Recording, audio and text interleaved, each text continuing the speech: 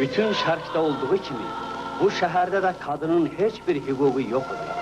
Şəriyyətin ağır qanunu, atalarının, ərlərinin zülmü, həyat və saadət yollarını onlar üçün bağlamışdır.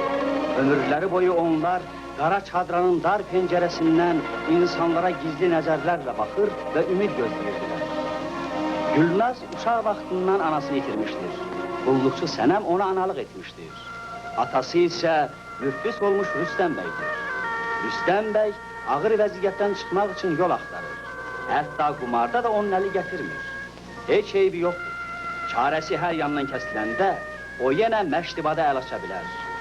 Acgöz, qoca baqqal məştibat müftə pul paylamır. O verdiyi pulların əvəzində Gülnazı almaq istəyir. Gülnazın isə ürəyi sərvərdədir.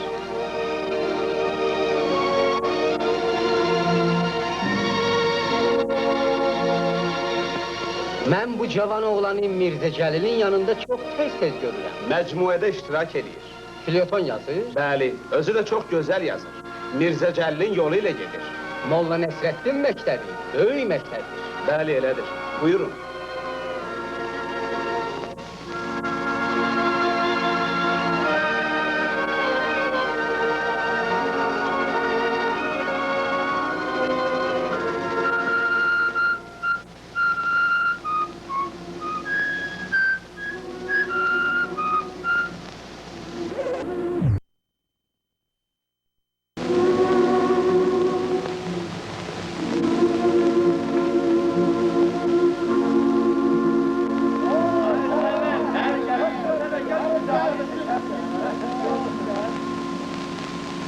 Yok canım, ben içiyorum.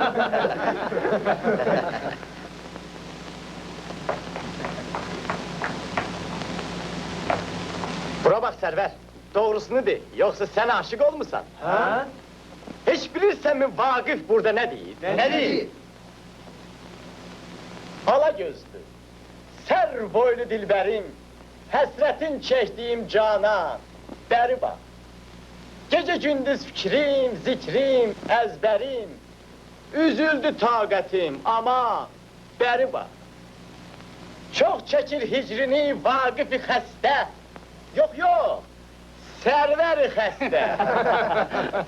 Leyl-i nahar, şam səhər, peyvəstə, ey yanağı lalə, ləbləri püstə, ağzına bak, şekker zeban, beri bak! Şairin sözüne Kızıl Gül cevap verdi. Hop çalarsın, koy bin yere düşsün, koy bin yere düşsün. Tuttum! Eğer sevdiğin kız Gülnaz Hanım'dırsa, onda ürəyini kıfılla, açarın at Xəzər dənizine. Nə üçün? İstəyirsən bu gül kolunu kökündən qopardıb, özümüzlə aparaq. Hə? Yox, hələ vaxtı deyil. Gedək. Güleş, sağ olun. Sağ ol Sərvər. Al sen, sağ ol. Helali. Sağ ol Sərvər. O da abi! Salamat qal Sərvər. Sağ ol Sərvər.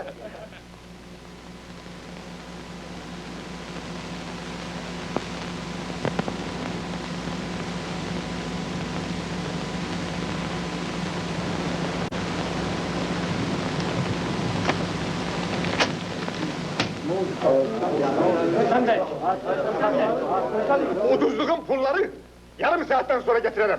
Bir bek kimi namusumu and içirim.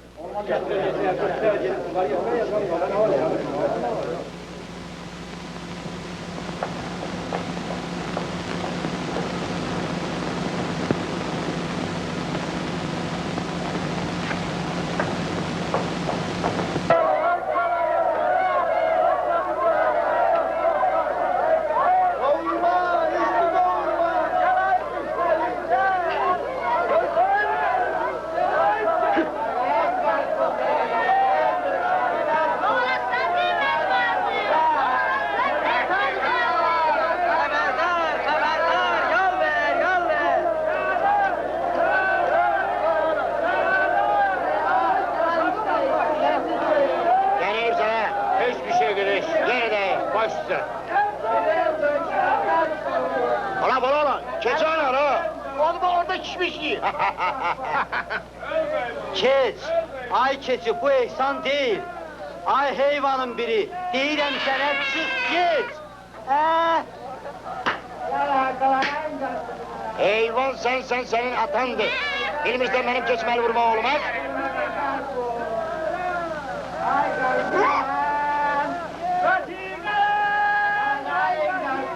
Yaxşı əskər, mən sənə göstərərəm. Elbet sevgili doğar. Elbet sevgili doğar.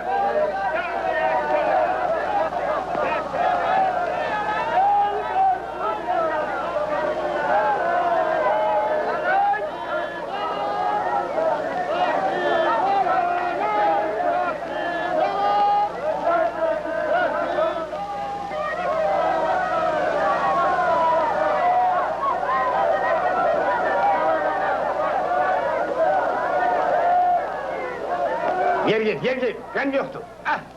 Salam. Oo Ruslan Bey, hoş gördük. Salam. Buyur sana. Gözüm üstte yerim var. Zahmet çekme şimdi. Buyur, bak bu döşek senin üstteymiş.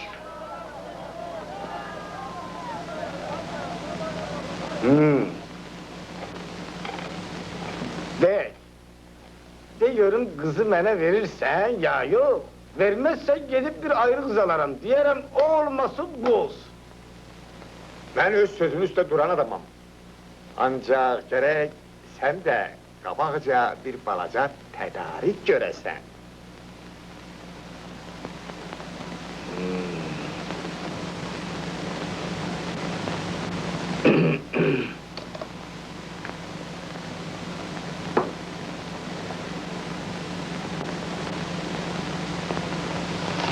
Min manat besli, Bir min de artır.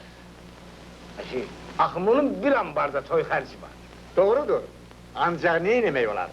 Hergah biraz cavan olsaydın, onda bu işler ucuz tamam olardı. Ama hey ki kocasan. Aşi, ben ne kadar koca olsam min bu vurma cavana degerim. Sen nedir canınsın bey? Bilmirəm bu cemaat benim harama koca deyir. Ha, belə məlum olur ki, halkın gözü pis görür. Budur, bu ayna, bu da ben. Maşallah, dişlerim hamısı öz yerinde cabeca. Sakalım da kapkara şeve kimi. Koca odur ki, gözü görmeye, kulakları eşitmeye, özdeki yerinden terpelebilmeye. Ben ki elhamdülillah kuş gibiyim. Hop, hop. Maşallah diyeyim ki göz değmesin. Maşallah ne diyeyim sen? Zarafat döküp bir etek pul veririm. Bir bakın görün mal nece mal bu. Verdiğim pullara değer mi? Hiç sözüm yok. Akşam buyur eve, hem sohbet ederiz, hem de madmazeli görersen.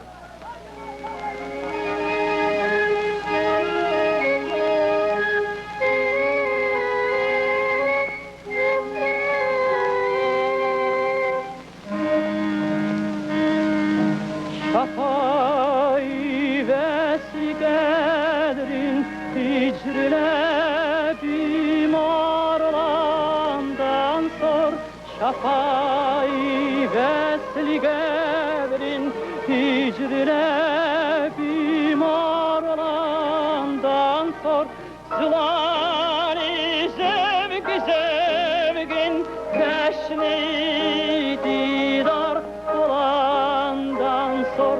Zılani zevk zevkin teşni didar olandan sor.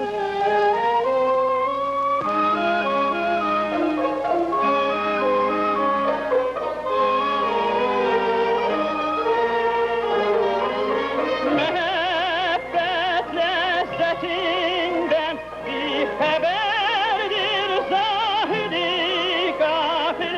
Mehabbet lezzetinden bir haberdir zahidi gafil. Huzur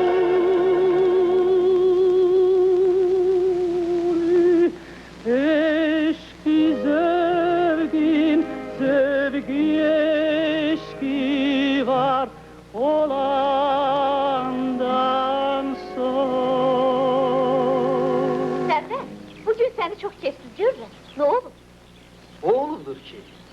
Atan seni bir özgesine ərə vermək istəyir. Kim deyir onu? Mən deyirəm. Doğru yerdən bilmişəm. Bəs atam mənə heç bir söz deməyib.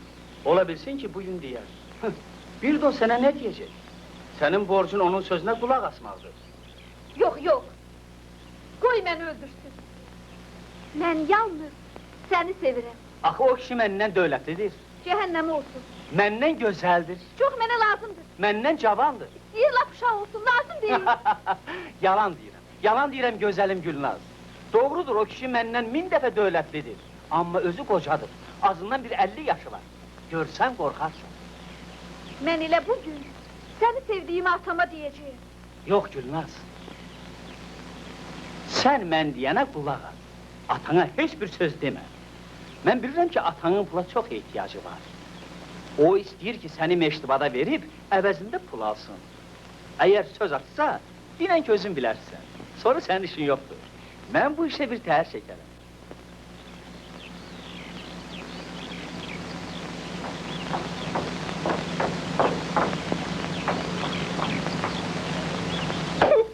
O gün olaydı ki, sizin toyunuzda sizə oynayaydı.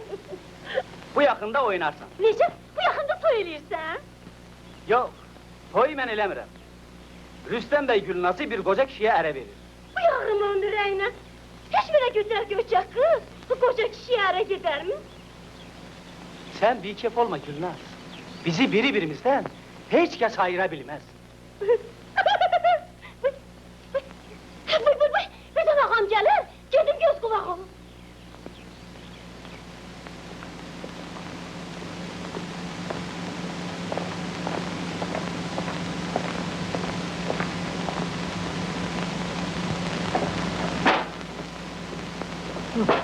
Cəhil Məmməd Quluzadə, acaba o kimdir ki, mən Rıza bəyi təhqir etsin?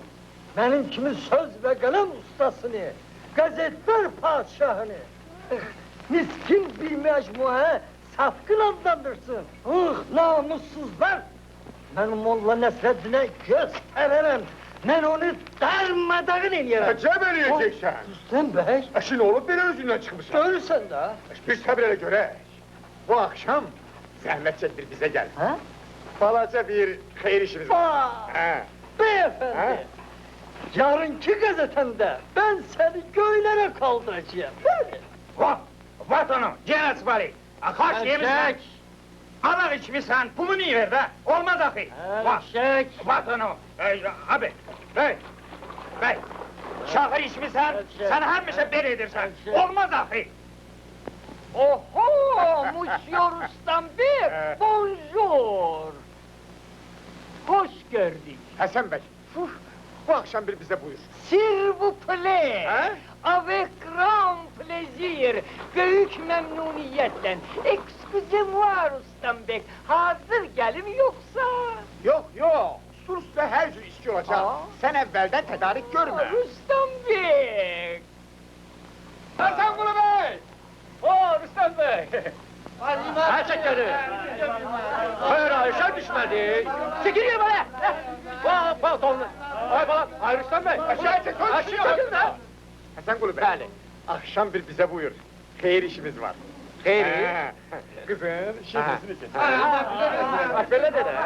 Aşağı çek!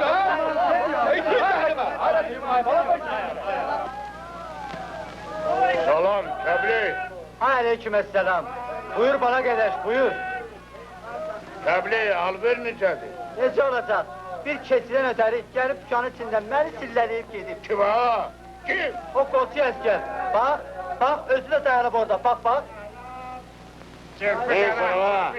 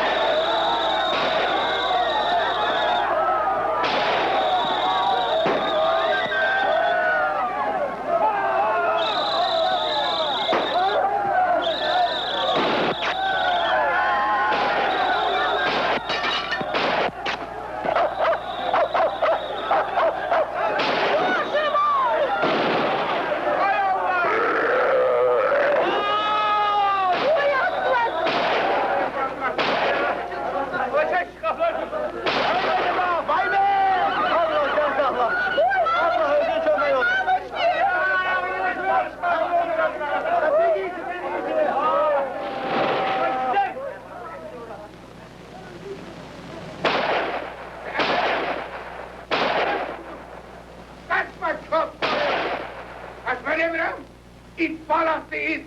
Ay sen benim kafamda koçuluk ediysen, kaçma! Kaçma derim, vurdum seni! Hadi dayan! Hadi dayan! Hadi!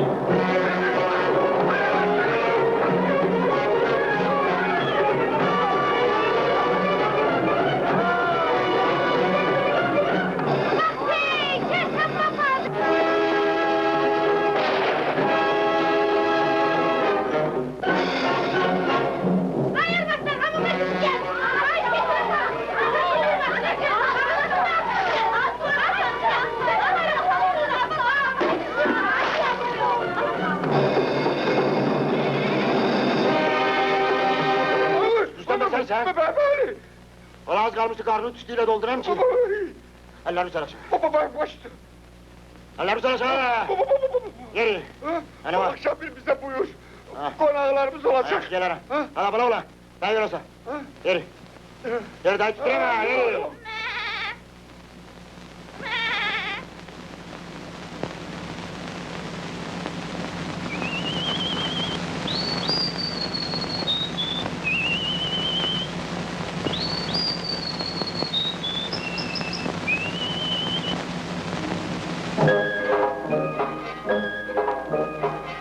Kızım sana gel kalım!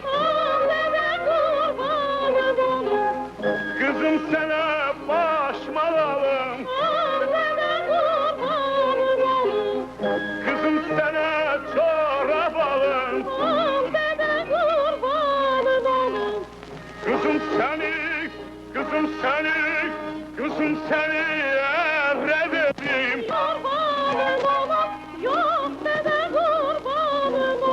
Kızım! Devlet ne devlet? Pul, saman kimi. Hərçənd biraz yaş çoktur ama yaxşıdır. Beresini çırağla da aktarsan tapa bilmezsen.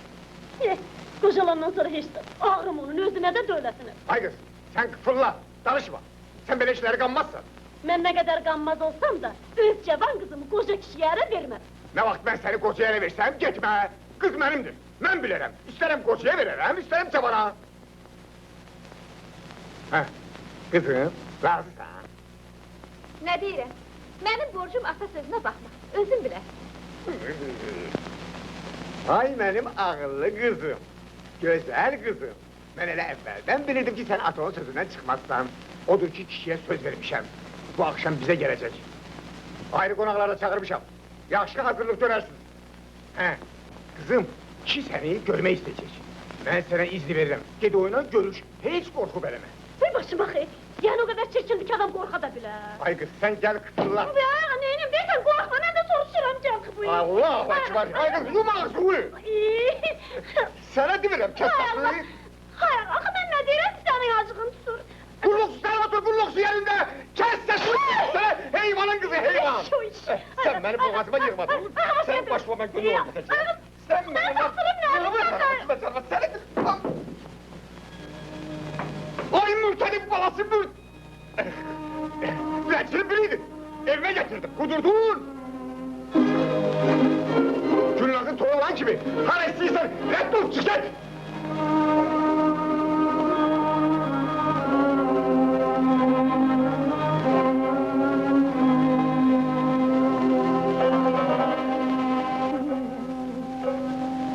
Tutuşdu qəm oduna şad gördün köyüm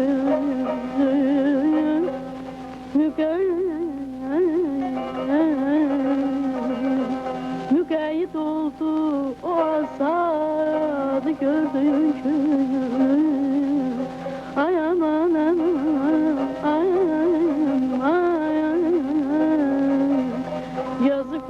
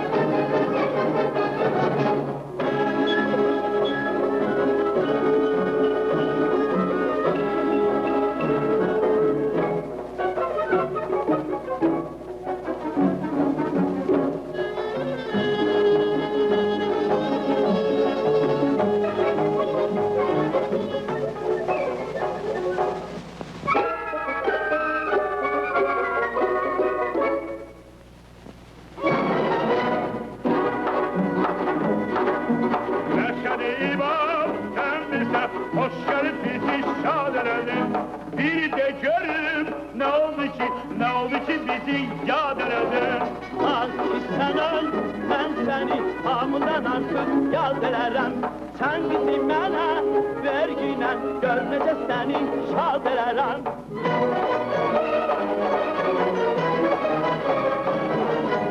Öyle görüp sen mənə çift doludurmuş pul ile. Gel sen hemen kız verim, ne işin vardır dul ile. Az ki sən öl, mən sənə nə qədər desən pul verərəm. Sən bizi mənə verginən, gör necə səni şad elərəm.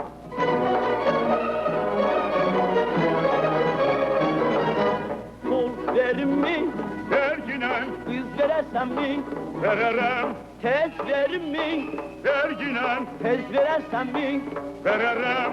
Deyginən sən öl, Vur sen öl, bəs elə isə. ver elini. Deyginən sən öl, Vur sen öl, bəs elə isə. ver elini. Yıkıldım. Yıkıl. Ey büyük. Can, Ey can. büyük.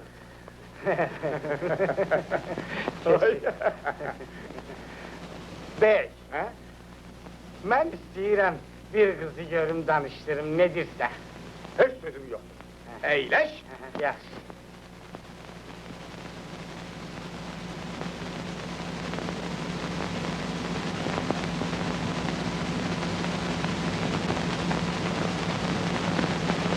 Aa, diyesen burada bir de naktük var. Yok, gerek darsam çıksın. Zehirman. Görünür zalim oğlu dellek henani pis yakıp. Puh, dur, şarlatan. Yaxşı, indi mən papağımı necür qoyum ki, qızın xoşuna gəlsin. Əgər belə qoysam, onda qız məndən qorxar. Elə bilər ki, başı qorsuyam. Yox, belə qoysam, onda da qız məndən hürkər. Elə bilər ki, Qarabağın pambıq beylərindənəm. Yaxşı, hərgah belə qoysam, onda da qızın məndən lap zəhləsi gedər. Elə bilər ki, gəncə qumarbazıyam. Yaxşı, belə qoysam, vay, vay, vay, vay, onda da şamaxı lotusuna oxşayaram ki. Yaxşı, bəs mən ne cür eləyim? Yaxşısı budur ki, baş açıq oturaram, onda qızım məndən xoşu gələr. Elə bilər ki, Abrazavolskiyəm.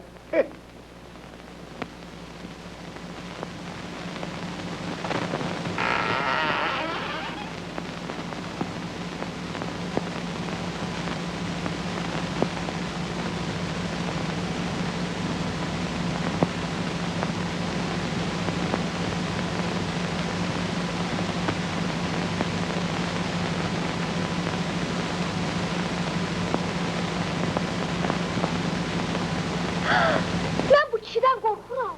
Ne kibir kişidir? Deyəsən məndən qorxurlar. Ziyanı yox, arvad kişidən qorxsa yaxşı.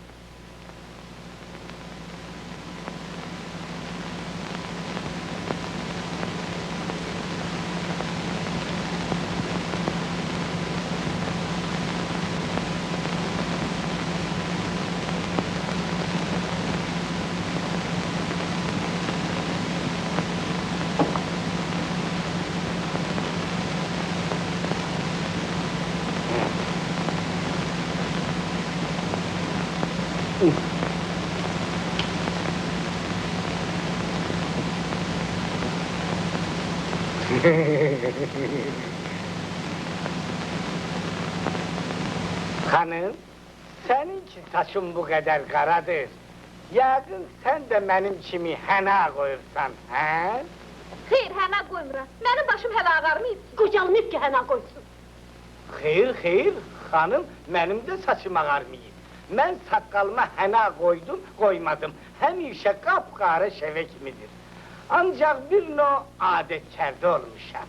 Allah ölenlerimize rahmet eylesin. Benim rahmetli yanam diyerdi ki, hənamın vakti keçəndə başım ağrıyır. Çünkü bir no adetkerde olmuşdu. Beni. Baş laf nahaq yere hənadan söhbət salsın. Heç hənanı yeri. Bilirsizmi? Bir de hanım, insanın başının ya sakalının ağı, onun kocalığına delalet edemek.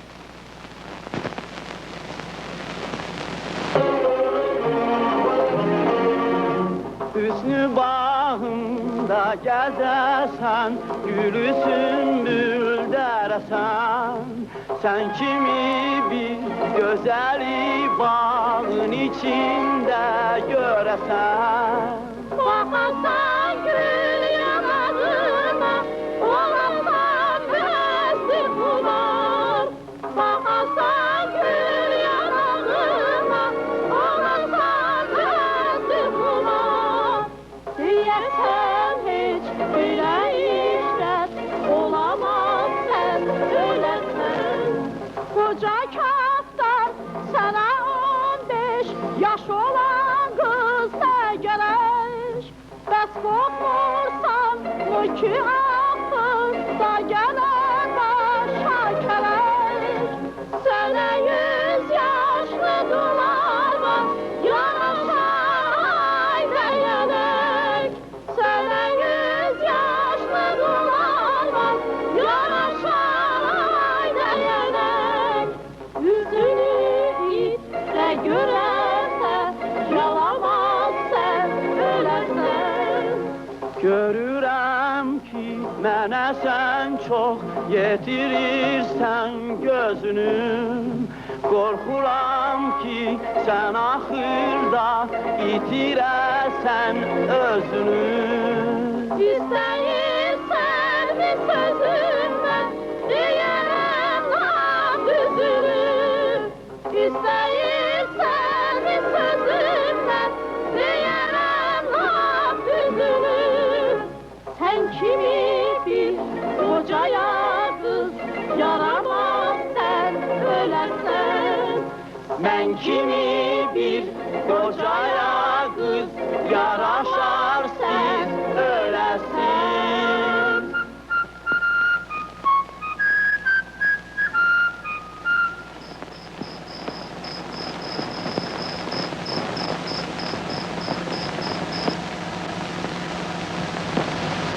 Əmi, sağ ol, daha biz gedək.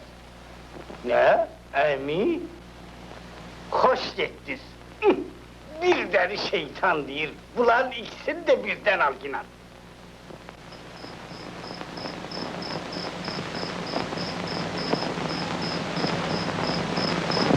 Ha, Meşedi, kız hoşuma geldi. Bəli, kız da hoşuma geldi. Hele üstelik kulluksun da. Onda 5-600'den geç, ona sen peşkeş edeyim. Yok, o sonraki işte. Helelik ben gedim. Ana, yok, bırakmaram. Buyur bırak, buyur. Meşedi, üzüye demirəm, ancak onu bil ki, ben senin qohumluğu özüm için böyük bir fəxr hesab edirəm. Ona göre de bir neçə nəfər dostlaşına çağırmışam. Bir balaca şadyanalıq eləyək. Konakların kimlerdi? Çok adam çağırmışam, özün göreceksen. Ha? Diyesen geldiler.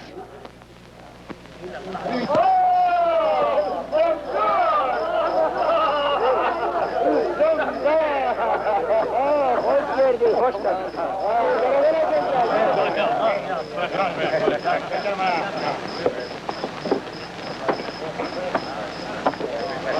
Buyurun. Yok, onda buyurun.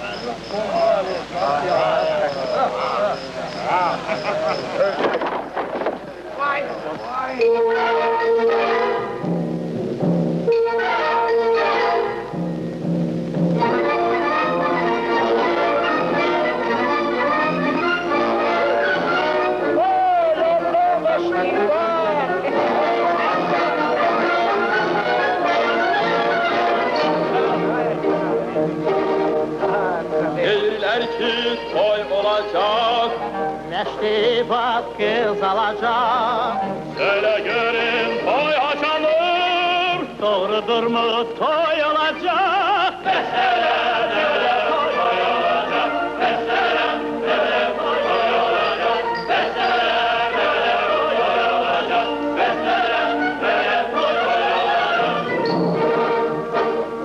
Allah koysa tez toyalar.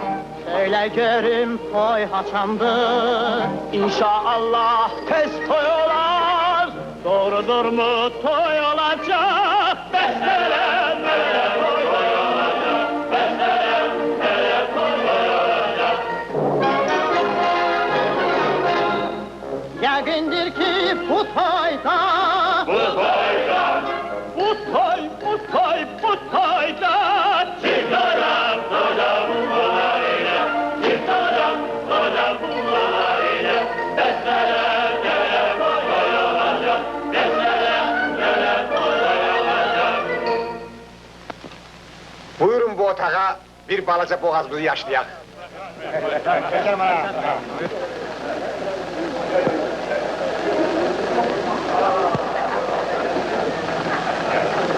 Buyurun, yaxşı. Onda ora buyurun.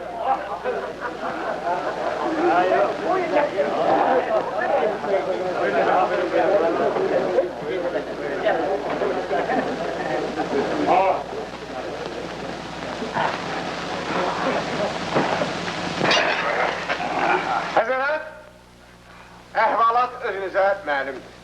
Mən gözümün ağı qarası olan bircə qızımı bax bu kişiyə ərə verirəm. Kişiye yok, kişinin puluna. Və bu qohumluğu özüm üçün Puldan harcık hesap edirəm.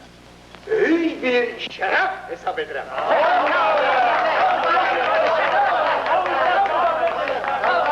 Buyurun.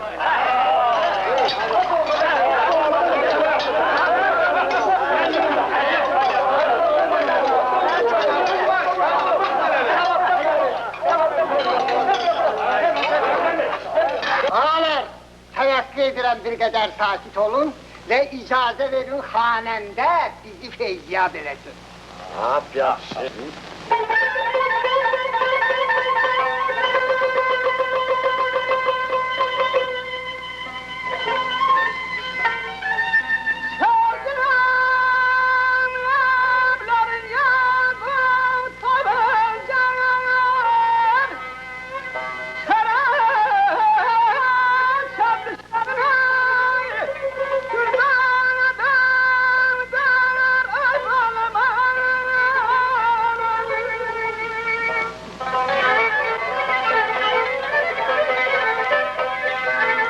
Sedef dehaninden çıkan sözlerin her biri bir dey bir nedendir.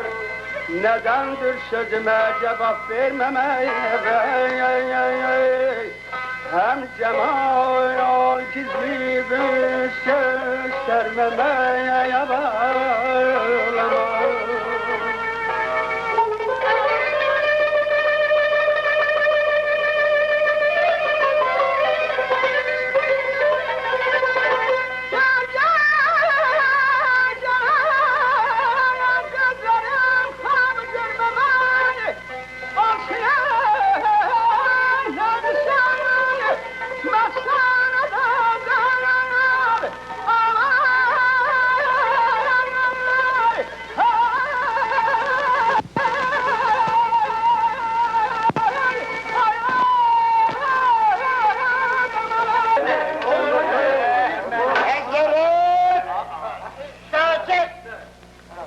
Günlerin bir gününde akşam saat 9 tamamda pazardan eve kaydım. Biri gördüm, birisi dağıldı gelmiş. Biraz gittim, gördüm, gene gelmiş. Derim yedim bu benim düşmanlarımdan biridir. Aşağı elime attım, pistova çektim yukarı. Eyvah dayan! Bir gördüm dalımca gelen götürüldü. Dedim bana dayan, dayanmadı. Dedim bana dayan, gene dayanmadı. Pat bir gülle. Bir gördüm şahat. Birisi yıkıldı yere. Bir var, deyimi görün bu kimdi? Bir de görürüm kim? Aman bizim bu Mecdi be!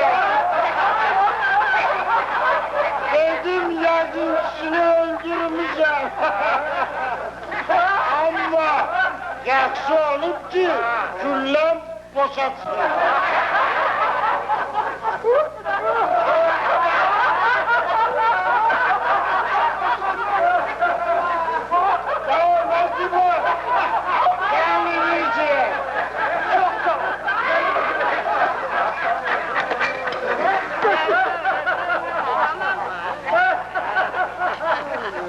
Efendiler, müsaadenizle birkaç kelime söz ifadesine eşit ihtiyacım var. Efendiler, sükût ediyorsunuz. Acaba müsaade verme istemiyorsunuz mu? Ha? Efendiler, bir de cevap vermeyecek olursanızsa bu mübhem sükûtunuzu kendim için böyle bir hakaret edeceğim. Değil mi? Sağ ol. Maşallah yaptı da. Bekliyorum efendiler. Rüstem Bey, Evet, gel olmuş ha.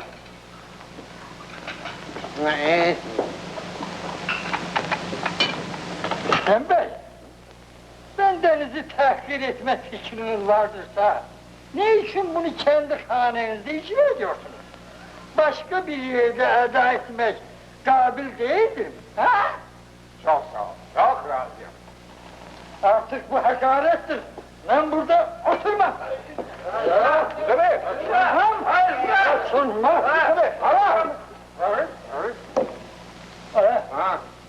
Sahibim danışma için ben sizden izin isteyeceğim.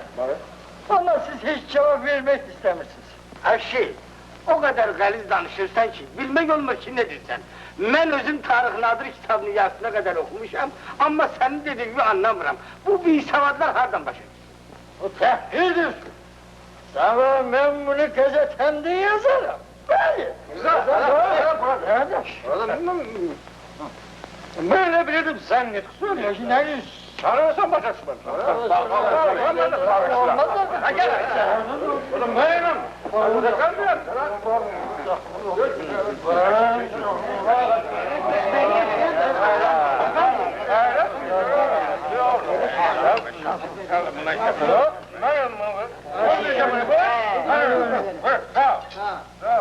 Monsieur, Platon demiştir ki, şeyleri животное общественное, yani insan bir sürü hayvandır.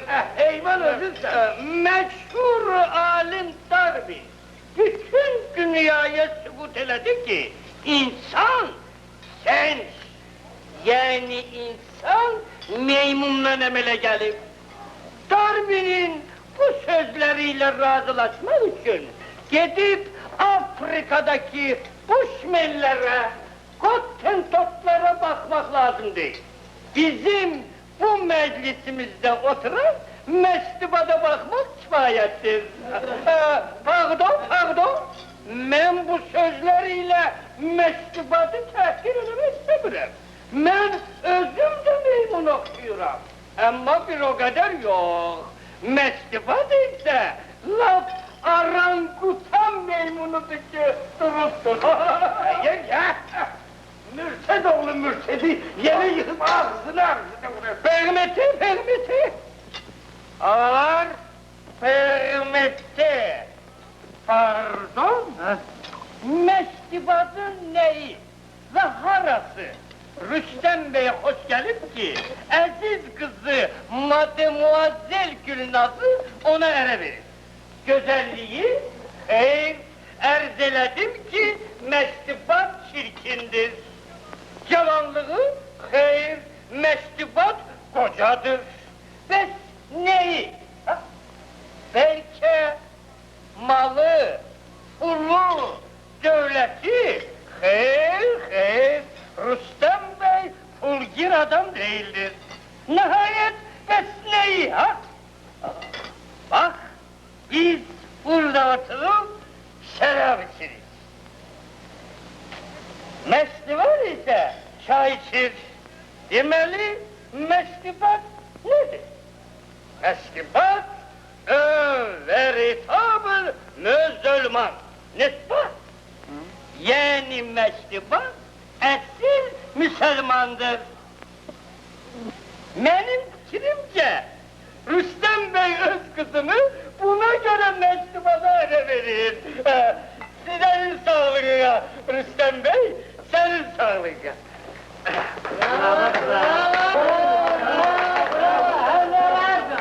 Daha iyisi demek lazım değildir. Cezve vasıdır. Sağ olasın. Hoş geldin. Eşya. Yavaş. Ben buradayım. Sağ ol Neşeli, sağ ol. Müslüman? Ne diyorsun? Cehennem ol! Mürted oğlum mürted! Niye? Mene meymun dediğin besliyor hele biraz da verirsen, ahmak! Ahmak senin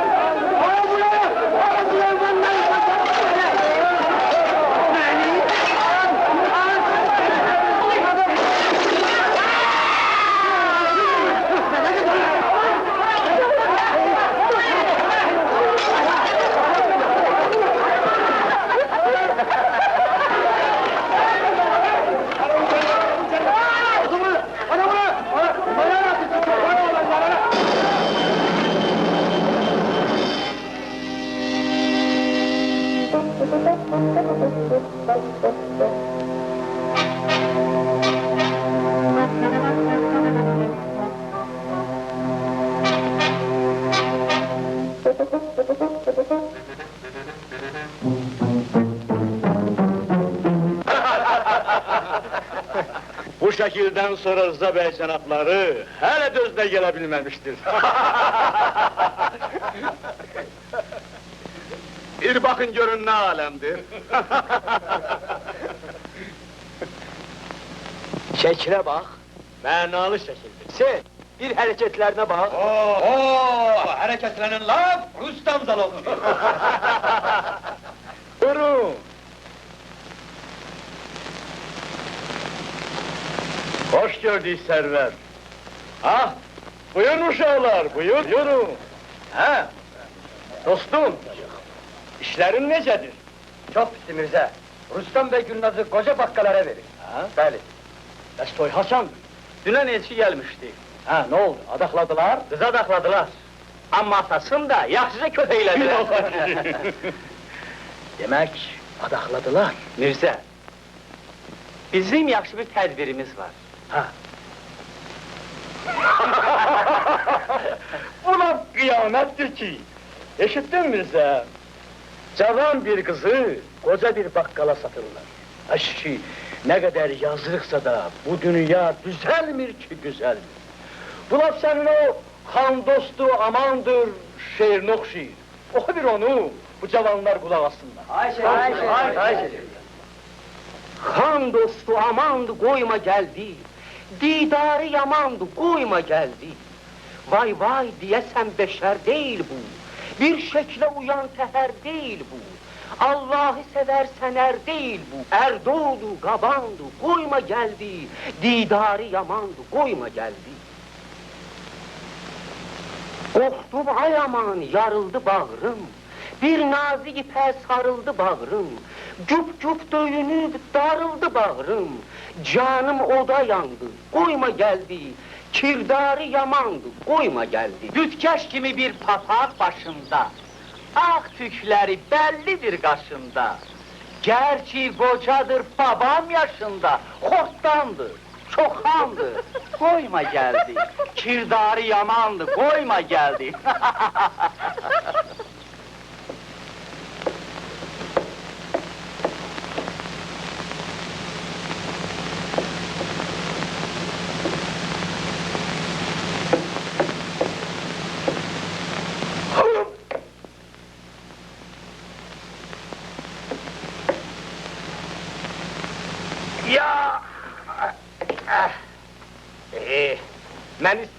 adaklı bazlığa gece gelir. Halbuki gündüz de bu hasardan aşmak şekil. Dedim bir hambal çağırım, ayağımın altında yatsın.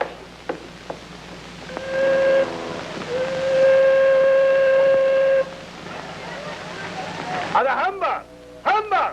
Bəli. Hadi beri gel! Beri gel diyorum! Tez ol!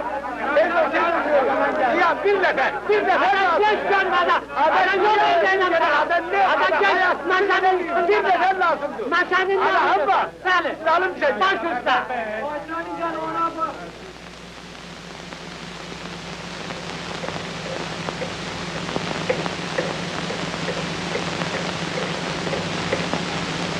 Ama aldatmasını ayağımın altındayım. Maşadı. Olmayan oğruğa gelir. Kes sesini! Ahmak!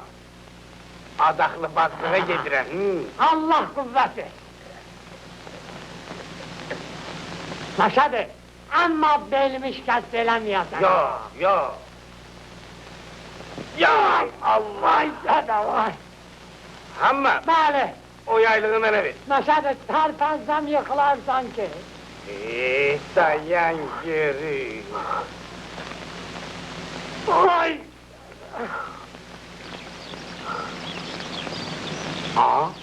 Kız oradadır.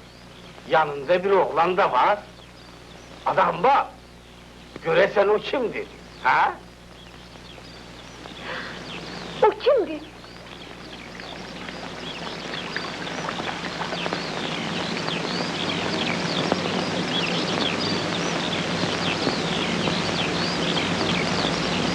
Oğlan!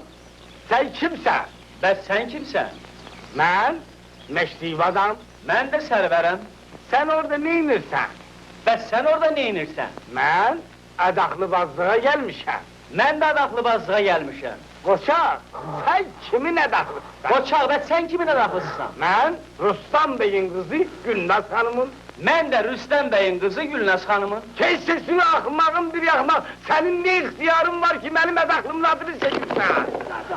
Ay maşadı. Benim şaş oldu. Düş aşağı. Kurban olasan ayağımın altındaki hambala. Maşallah, Yoksa hemen. ahedimi keserim. Hemen. Hadi hammal, hadi. Ay maşadı. Ahı benim şikayet eləmsən. Fiyat pasta vereceksin. Hiç başa düşebilmirəm ki, bu ne olan iştir? Ben kızın halalca edahlısı ola, hasarın bu tayında kalım. Bir delezün biri o tayda. Ay koşu eske, ah, hardasan?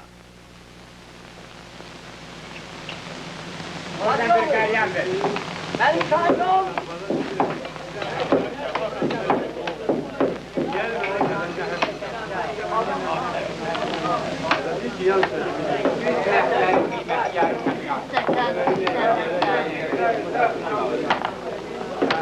Uşaqlar, qoçaq.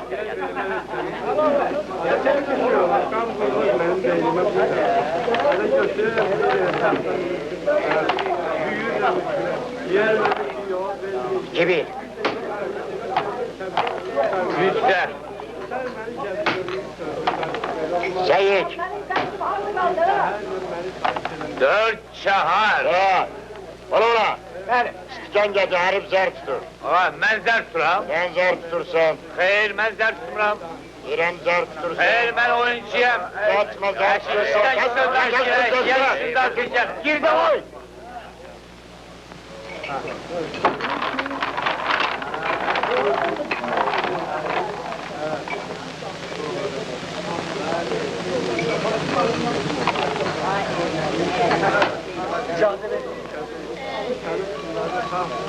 Dedeş mektuba çağır.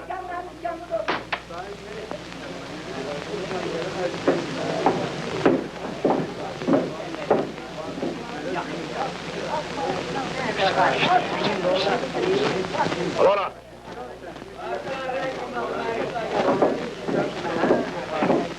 Demək razısan. Onsuz da Gülnaz gedenden sonra ben daha bu evde kalabilmeyeceğim.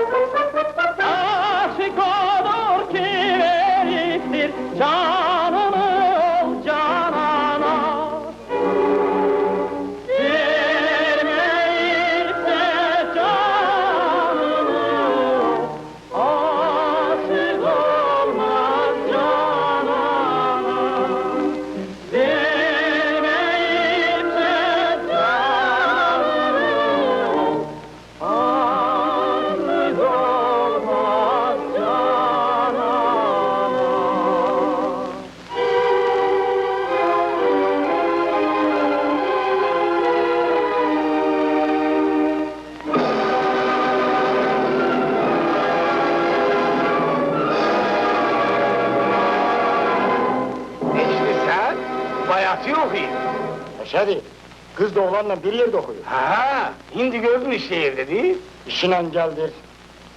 Ama düzeler. Ha? İki cemin harcın çıkacak. Mini benim, bir mini de uşakların. Ben yazdım. O kadar pulu sana hardan verin. O sümbül.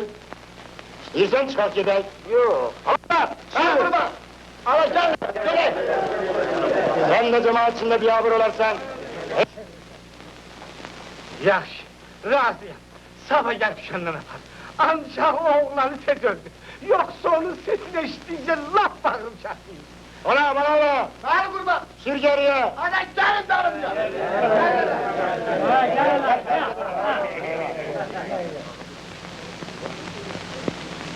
Ha? Gidelim uşaklara haber ver. Gidelim.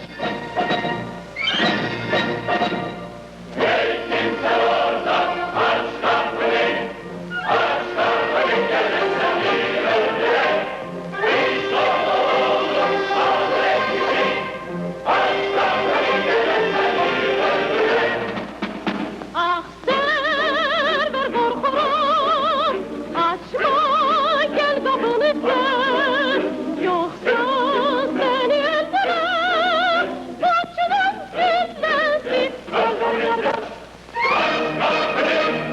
Hiç korkmuram ben sizden, her ne bilsen izleyin. Yaxşısı budur siz dedin, el çekin bu sözden. Söyle! Çıkardım işte onları! Ben bir, iki, üç diyen de atarsınız. Hazır olun! Bir, iki...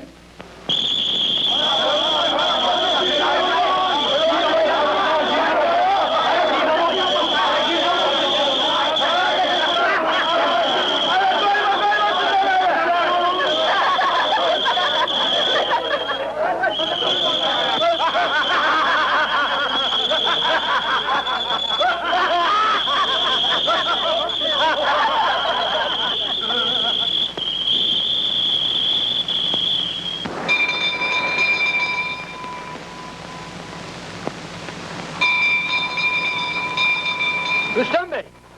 Monsieur Rüstem Bey! Rüstem Bey! Bonjour! Bonjour. Permite? Ha? Şöyle kendini mahkemeye veririm. Neçün? Çünkü beni tehkir edeyim. Eşiko göre. Andolsun padişahın başına. Başka lafım yok idi. Bak, bu da erize. Koy mahkemede cevap verir. Öz aramızdır Rüstem Bey.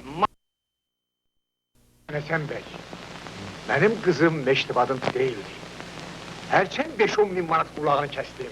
Ama Gülnaz'a yazdığım gelir. Biçare bedbaht olacak. Ama neyniyesen? Pulsuzluğun yüzü kara olsun. Ağır düştüm yarımda.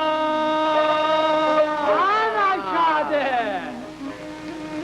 El çekmişem canımda.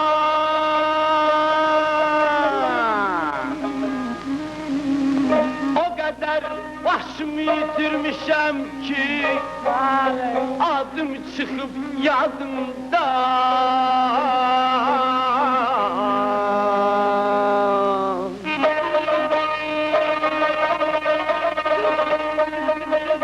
İşlerimin hamısı zulüm geçti. Heladım aşağıda. At aktarırdım, çulum gitti.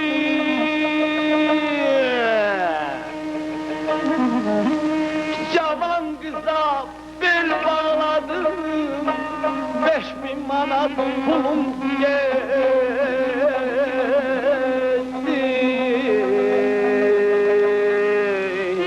Şeyme şeybat hala gitti. Niye geldi hala gitti? Senin 5000 manatın cehenneme. Adadam kurban, ananam kurban. Ben benim bir Abbasım hala gitmiyor. Bana bak.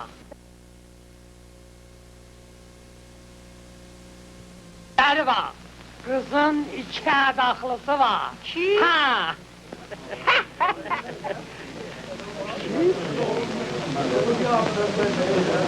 Kızın iki adaklısı var. Kızın iki adaklısı var.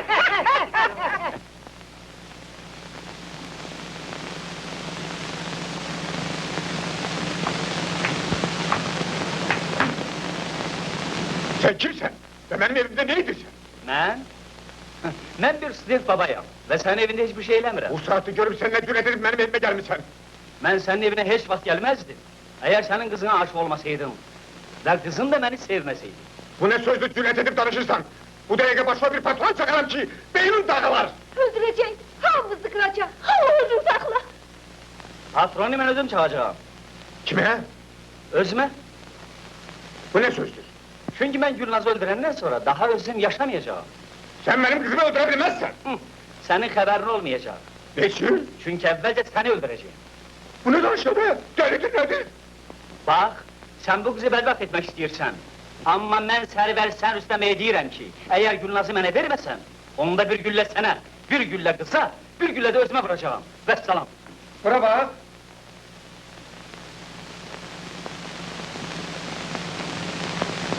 Bura bak! Axı mən özgəsinə söz vermişəm. İş işdən keçib. Əgər mən deyənə razı olsam, işi düzəldərəm. Əvvəlcə deyirəm, acığın soydu mu? He, soru değil.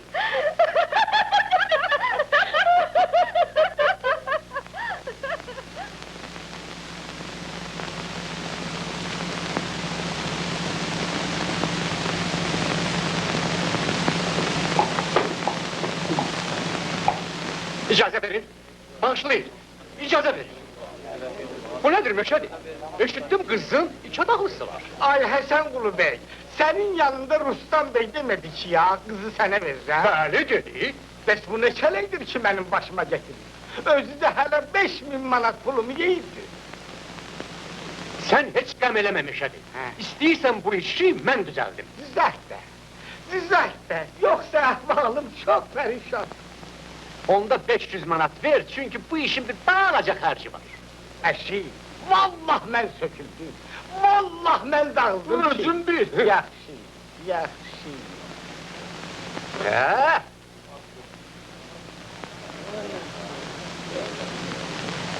Ay Rıza Bey, sen Allah o kalemi götür elime. Bu əhvalatı öz qəstöndə yaz yine. Rustam Bey'i biyabır elə. Üzr istəyirəm Məşədi. Bu mənim məsləkimə müğayirdir. Mən şəxsi işləri qəzetəndə yazmıyorum. Əşi, bu bir parça kağızı yazmağa ne var ki? Ha, bax bu başqa məsələ. İndi bildim nə deyirsən.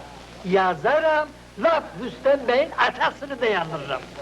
Hoştibar, fikirləmə. O kəskər ölməyib ki. Allah, Allah. Pardon? Pardon, pardon? Pardon? Mürtetim bir mürtet. Meştibat, sen beni təhqir eləmsən. Ona görə də mən səni məhkəməyə verirəm. Əşi, sən Allah'a çək məndən.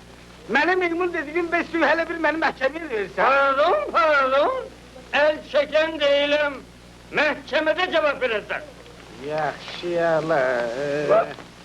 Olsa sütunu otur şo. Ne?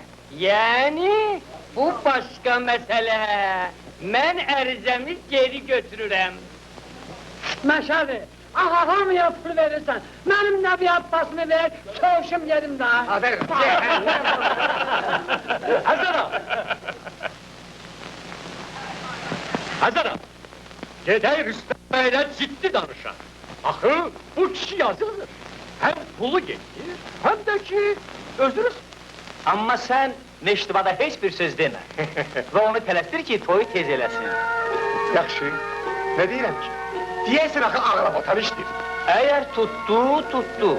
İşte tut. Babalı severim boynuna, babalı severim boynuna. Eğer işi düzelemezsem,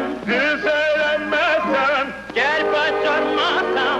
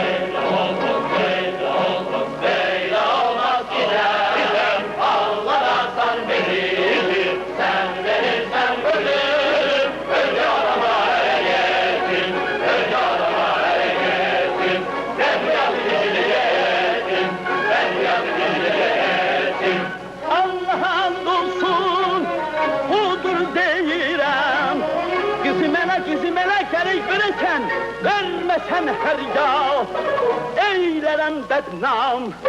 Çünkü mən bir tacirəm, baxmaram deyə.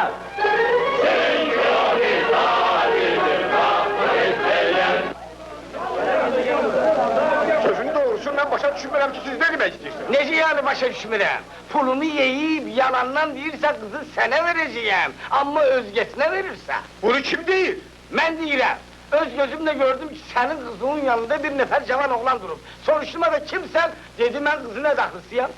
Hiç bilirsiniz o kimdir? Kimdi? Kızın öz dayısıdır. Neşedir'i çok istediğine göre onun üzerine fotoğrafı.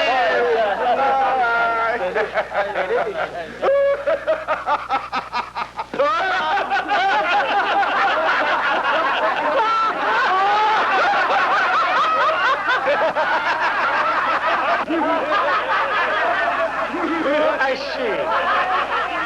Deyirəm axı! Rustam Bey belə iş görməz. O... Bax işte bey, ancaq mən istəyirəm ki, toy bu günlərdə başlayayım. Sən ne dirsən? Ne kadar tez olsa bir o kadar yaxşıdır. Hə, sağ ol.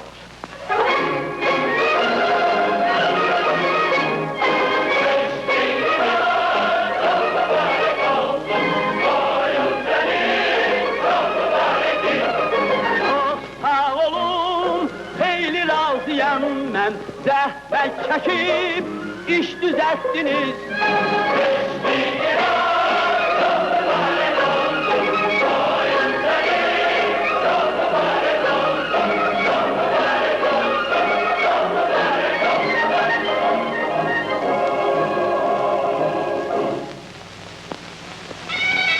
Atabey bizim hamama hoş gelin, sefa getirin.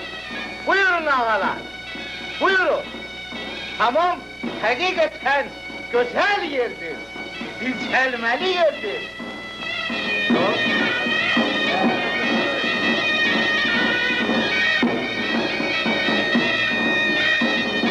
Bu istidat orada serinlenmek olar. Hamamda! Kışın soğuğunda harada kısınmak olar. Hamamda! Adam harada pak olabilir. Hamamda! Mesele ise düğün gelsin. Hamamın içinde de çölünden, hamamın içinde de çölünden, ya yazmış bahar, işsizlerin var, öğrenci kızım, gezgen yerim var. Ya yazmış bahar, işsizlerin var, öğrenci kızım, gezgen yerim var. Hamamın içinde de çölünden, hamamın içinde de çölünden, ya yazmış bahar, işsizlerim var, öğrenci kızım, gezgen yerim var. Ya yazmış bahar, işsizlerim var, öğrenci kızım, gezgen yerim var. Tasabeyi soyundurun. Başla!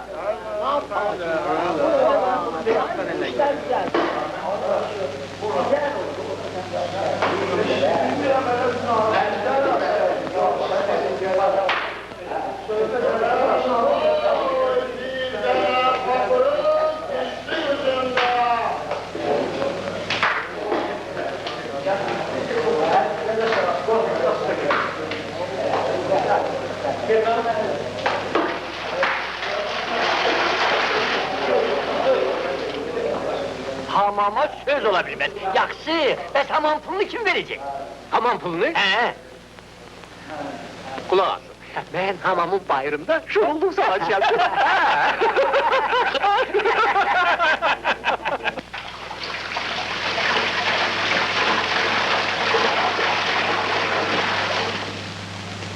He, meşeni, hamam hoşunuza geldi, çok yaxşı hamam indi. Ölü girse dirilip çıkar. Evet. Dirilip çıkar. Eğer benim başımda 1000 manatlık papaq olaydı ve onu getirip bu hamama atmış olaydılar, ben onun dalınca gelmem. Meşhedinin hatırıdır. Hatırın hoş olsun. Pardon,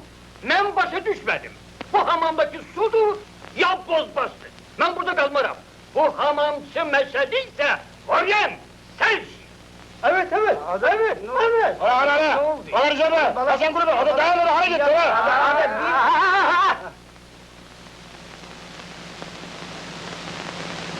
Meşed Gazanfer, bunlar hamısı senin hamamın suyunun təsirindendir. Adı Hambal. Salim. Gel onları çağır. Bana bak, deyinen arkail olsunlar, hamam pılını özün Başla. vereceğim. Gelip de yaparsınlar. Ver bak.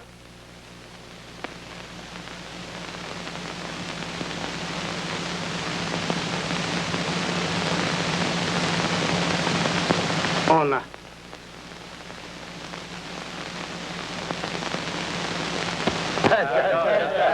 Eşi, gelin çıkın da. Eşi, gelin çıkın da. Olmadı bu şey.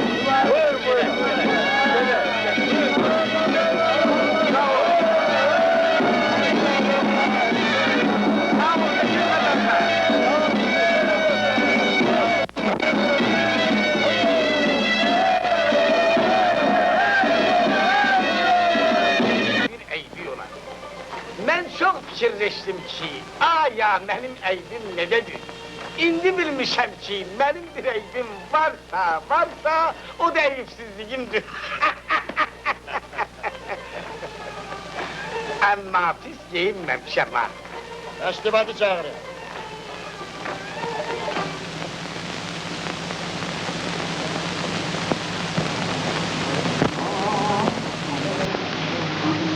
Bey!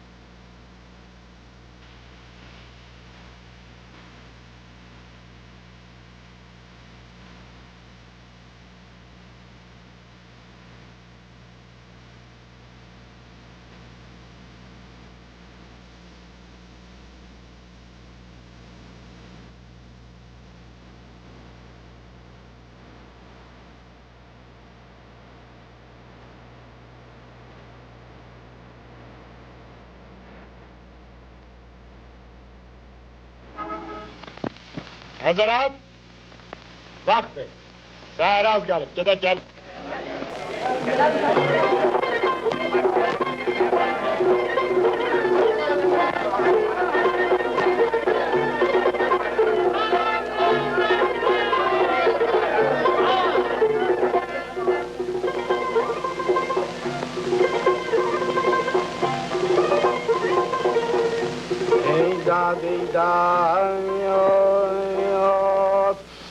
Şebestü, şebestü şahidi şemi, şerab-ı şirini, ganimet esti ki, ganimet esti ki şeb-i ruy buzdan bini.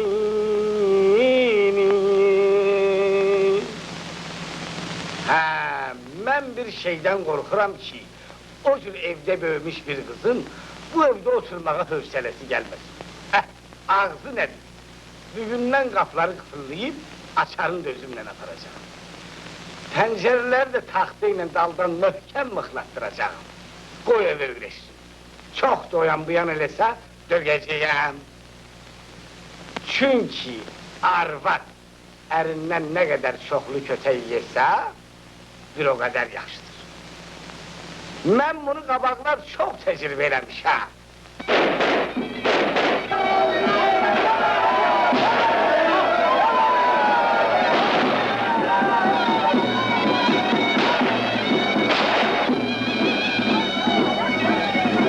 Apardılar. Baktır. Gedek, gedek.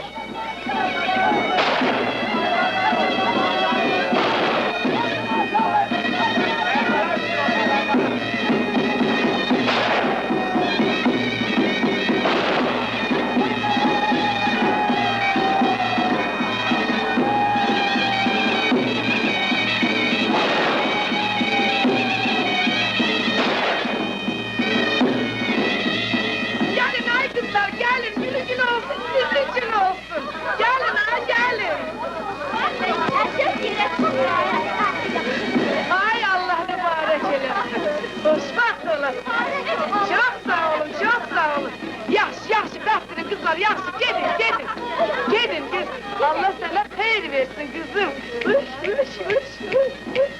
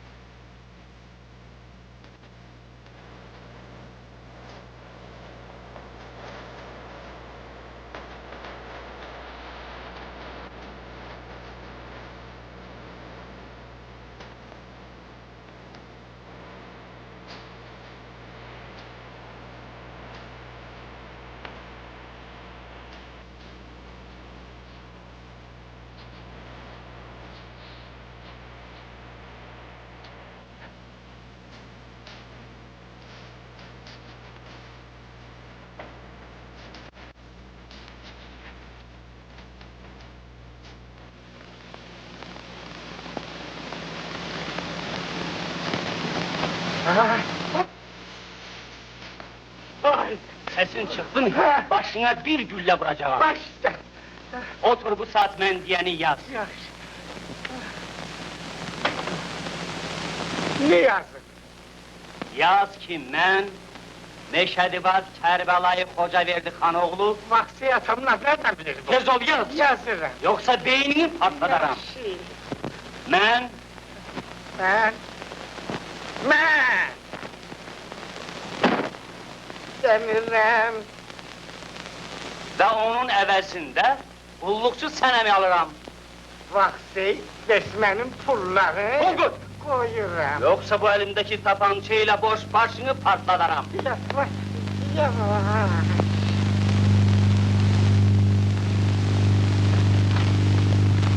Tərpənmə! Hə, tərpənmirəm ki. Allah! Danışma! Danışmıram ki. Yedim şerpanla. Sen yürü.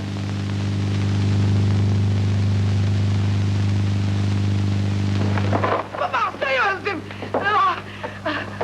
Ay! Vay haray!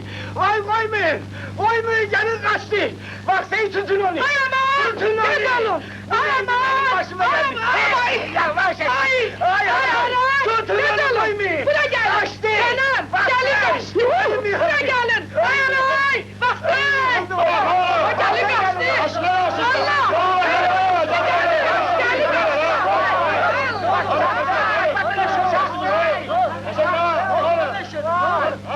Vay! Vay! Aşı! Siz bu geldi getirende bir bakmadınız görek ki ya bu arvattı yoksa kişidir ha? Bu nasıl öldürmezdi bu? Gelin arva dolardı ha? Aşı bu kişi çıktı! Bismillah! Bismillah! Bu yalan Meşhedi, 50 manat ver. Rüstem Bey gazetemde bir haber edin. Meşedi, bir 40 manat ver, bu saat yedim laf gubernatörün özünü buraya getir. Meşedi, 20 manat ver, 20 manat ver, bu saat yedim Voriyense. Kaçtırma! Bir 10 manat ver bu saat Rüstem Bey'in başına bir patron çak! Yok! Ya! Maşallah, bananın ne yapmazsa hadi rektör burada bir yapması, Ceyhan, hara gitti ya?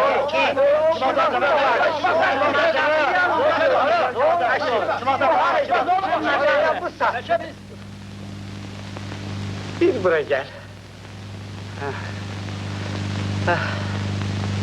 Yedin gaziye deyin ki, bu arvadın kebinini benim için kesin.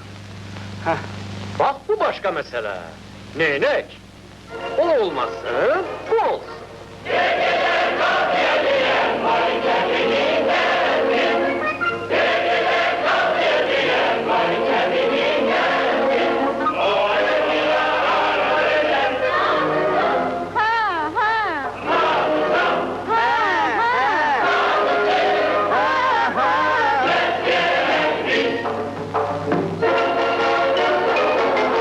Gedin gedin gaz yedin koy kebini kesin. Gedin gaz yedin koy kebini kesin. Seni mera arvad eder kalsa.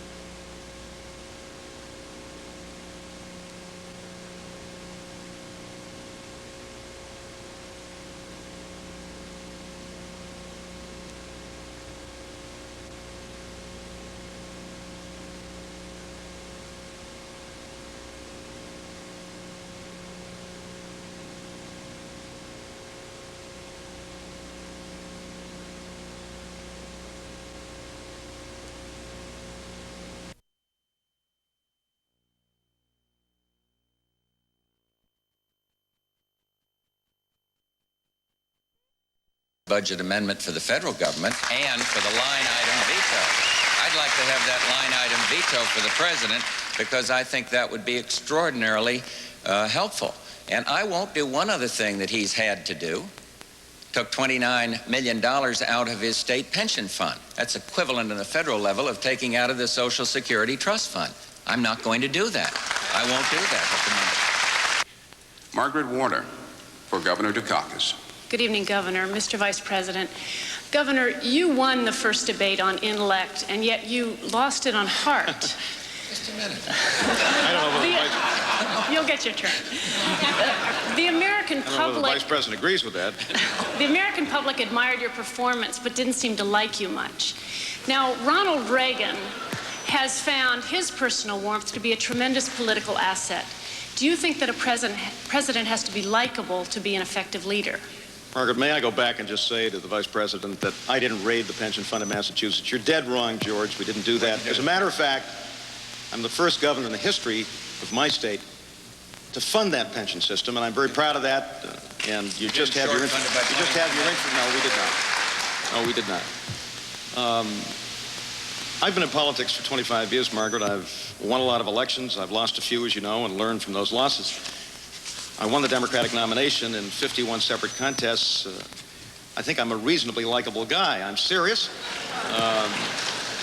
Though I think I'm a little more lovable these days than I used to be back in my youth when I began in my state legislature. But I'm also a serious guy. I think the presidency of the United States is a very serious office. And I think we have to address these issues in a very serious way. So I hope and expect that I'll be liked by the people of this country as President of the United States. I certainly hope I'll be liked by them on the 8th of November. The tenor of the campaign you've been running in terms of both the issues and your rhetoric has surprised even some of your friends. Senator Mark Hatfield, who's known your family a long time and who knew your father, the late Senator Prescott Bush, said, and I quote, "If his father were alive today, I'm sure his father would see it as a shocking transformation." Is Senator Hatfield right? What was he referring to? He was referring to your performance in the campaign. Well, I think my dad would be pretty proud of me because I think we've come a long, long way. I'm not the one that compared the President of the United States to rotting from like a dead fish from the head down. I didn't do that, but I have defined the issues, and I am not going to let Governor Dukakis go through this election without explaining some of these very liberal positions. He's the one that said, I am a liberal, traditional liberal, progressive liberal Democrat. He's the one that brought up, to garner primary votes, the whole question of the ACLU. And I have enormous difference with the ACLU on their political agenda, not on their defending some minority opinion on the right or the left. I support that. But what I don't like is this left-wing political agenda. We'll have more excerpts from the debate in just a moment as Night Watch continues. Stay with us.